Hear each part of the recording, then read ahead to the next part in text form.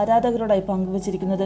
ഉറ്റ സുഹൃത്തും ആർജയും big boss താരവുമായ സിബിനാണ് ആര്യയുടെ ഭാവി വരൻ. വിവാഹ നിശ്ചയം കഴിഞ്ഞു എന്നും വിവാഹം വൈകാതെ ഉണ്ടാകുമെന്നും ആര്യ പറയുന്നു.